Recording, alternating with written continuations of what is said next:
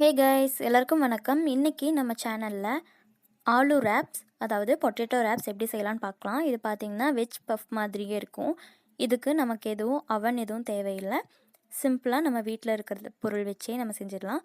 வாங்க இதுக்கு என்னென்ன பொருள் தேவைன்னு பார்க்கலாம். அதுக்கு முன்னாடி நீங்கள் இன்னும் நம்ம சேனலை சப்ஸ்கிரைப் பண்ணலன்னா ப்ளீஸ் சப்ஸ்கிரைப் பண்ணிவிடுங்க. அப்படியே பக்கத்தில் இருக்க பெல் ஐக்கானையும் கிளிக் பண்ணிவிடுங்க. இப்போ நான் கடாய் காஞ்சதும் அதில் 2 டேபிள் ஸ்பூன் அளவுக்கு எண்ணெய் விட்டுருக்கேன். அதில் 1/4 டேபிள் ஸ்பூன் கடுகு அண்ட் 1/4 டேபிள் ஸ்பூன் சீரகம் போட்டு நல்லா அதை பொரிக்க விட்டுடலாம். இது நல்லா பொரிஞ்சு வந்ததும் இதில் ஒரு 1.5 பெரிய வெங்காயத்தை நல்லா பொடி பொடியாக கட் பண்ணி எடுத்து வச்சுக்கோங்க. நல்லா பெரிய சைஸ் வெங்காயம் ஒரு 1.5 வெங்காயம் அண்ட் அது கூடவே ஒரு 5லேருந்து 6 பல் அளவுக்கு பூண்டையும் நல்லா பொடி பொடியாக சாப் பண்ணி எடுத்துக்கோங்க. இதுக்கு நீங்கள் இஞ்சி பூண்டு பேஸ்ட் வேணும்னாலும் சேர்த்துக்கலாம். நான் இன்றைக்கி பூண்டு மட்டும் சாப் பண்ணி ஆட் பண்ணியிருக்கேன். இது நல்லா ஃப்ரை பண்ணி விட்டுக்கோங்க. கலர் சேஞ்ச் ஆகி வரட்டும். இதில் நம்ம உப்பு போட்டுட்டோன்னா வெங்காயம் ரொம்ப சீக்கிரமாகவே குக் ஆகிடும். ஸோ இப்போ நான் நறுக்கி வச்சுருக்கிற பொட்டேட்டோஸ், அதாவது உருளைக்கிழங்க தோல் சீவிட்டு நல்லா இந்த மாதிரி கட் பண்ணி வச்சுருக்கேன். இதை ஆட் பண்ணிக்கலாம். இதை ஆட் பண்ணதுக்கப்புறம் எல்லாத்தையும் நல்லா மிக்ஸ் பண்ணிட்டுருக்கலாம். இந்த பொட்டேட்டோ பார்த்திங்கன்னா நல்லா வெந்து வரணும். அதுக்காக நம்ம இதில் கொஞ்சம் தண்ணி சேர்த்துக்க போகிறோம் லைட்டாக. இது நல்லா வெந்து வந்ததுக்கப்புறம் பார்த்திங்கன்னா நம்ம இதை கரண்டிலேயே வச்சு முடிஞ்ச அளவுக்கு நல்லா மசிச்சு விட்டுக்கலாம். ஸோ நீங்கள் வெட்டும்போது நல்லா பொடி பொடியாக வெட்டினாலும் பரவாயில்ல. இப்போ நான் இதில் ஒரு 1/4 டேபிள் ஸ்பூன் அளவுக்கு மஞ்சள் தூள் சேர்த்துருக்கேன் அண்ட் 1/4 டேபிள் ஸ்பூன் அளவுக்கு கரம் மசாலாவும் ஆட் பண்ணியிருக்கேன்.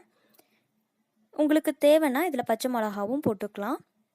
இப்போ இதில் தண்ணி ஊற்றி லோ ஃப்ளேமில் வச்சு மூடி வச்சு நல்லா குக் பண்ணிக்கோங்க. இதை கொஞ்சம் நேரம். இது நல்லா வெந்ததும் தண்ணியெல்லாம் வற்றிடும். அப்போ இதை நல்லா இந்த மாதிரி கரண்டியில் வச்சு மேஷ் பண்ணிக்கோங்க. இதுக்கு பச்சை மிளகா வேணாலும் ஆட் பண்ணிக்கலாம். பட் குழந்தைங்க விரும்பி சாப்பிடுவாங்கன்னா நீங்கள் அதெல்லாம் ஆட் பண்ணிக்க வேணாம். காரத்துக்கு பெப்பர் மட்டும் இந்த மாதிரி கொஞ்சமாக ஆட் பண்ணி இறக்கிக்கோங்க. இதில் பார்த்திங்கன்னா நான் இப்போ மைதா மாவு, உப்பு அண்ட் தண்ணி சேர்த்து இந்த பதத்துக்கு கரைச்சி வச்சுருக்கேன். தோசை மாவு பதத்துக்கு கரைச்சி எடுத்துக்கோங்க.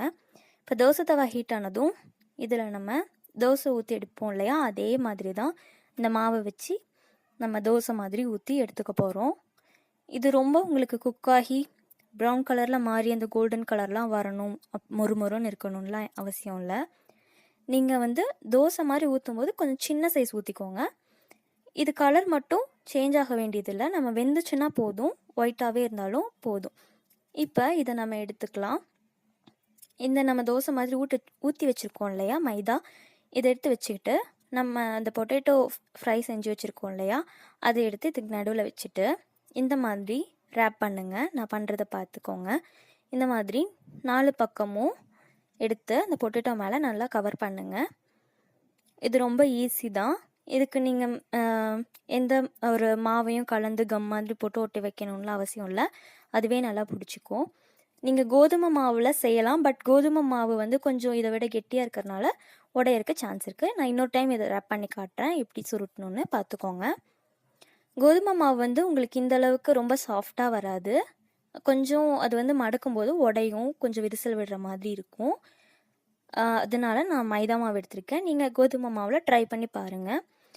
இப்போ நம்ம மடக்கி வச்சதை எடுத்து இந்த மாதிரி ஆயிலில் போட்டு ஃப்ரை பண்ணிக்கலாம். ஆயிலில் போடும்போது அந்த மடக்கி வச்சுருக்கோம் இல்லையா, அந்த பகுதி கீழே போகிற மாதிரி வச்சு ஃப்ரை பண்ணுங்கள். பிகாஸ் அந்த மாதிரி நீங்கள் போடும்போது அது சீக்கிரமே ஃபிக்ஸ் ஆகிக்கும்.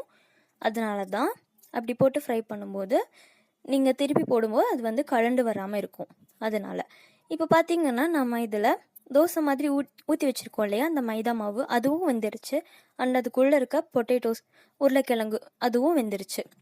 ஸோ இது ரொம்ப நேரம் வேகணுன்ற எந்த அவசியமும் இல்லை. கலர் மட்டும் உங்களுக்கு சேஞ்ச் ஆனால் போதும். இந்த மாதிரி கலரில் இது உங்களுக்கு பொட்டேட்டோ தான் வச்சு செய்யணும்னு இல்லை. உங்களுக்கு விருப்பமான எந்த வெஜிடபிள் வச்சு செய்யலாம். பன்னீர் வச்சு செய்யலாம். அண்ட் காளான் பிடிச்சா அது வச்சு செய்யலாம். இந்த மாதிரி உங்களுக்கு பிடிச்சதை வச்சு செய்யலாம். பார்த்திங்கன்னா கட் பண்ணி பார்த்தா எவ்வளோ அழகாக வந்திருக்கு பாருங்கள். பப்ஸ் மாதிரியே ரொம்ப டேஸ்ட்டாகவும் இருந்தது. காரமே இல்லை. குழந்தைங்களும் விரும்பி சாப்பிடுவாங்க. பார்க்குறக்கும் அப்படியே பப்ஸ் மாதிரியே இருக்குது. எவ்வளோ ஈஸியாக நம்ம வீட்டிலையே இந்த மாதிரி பப்ஸ் செய்யலான்னு பாருங்கள். நீங்கள் கண்டிப்பாக இதை உங்கள் குழந்தைங்களுக்கு, உங்கள் வீட்டில் இருக்க எல்லாருக்கும் செஞ்சு கொடுக்கலாம். மழை வரும்போது இதை செஞ்சு சாப்பிட்டிங்கன்னா அவ்வளோ ஆப்டாக இருக்கும். கண்டிப்பாக இதை உங்கள் வீட்டில் ட்ரை பண்ணி பார்த்துட்டு எப்படி வந்துச்சுன்னு எனக்கு கமெண்ட்டில் சொல்லுங்கள். தேங்க்யூ.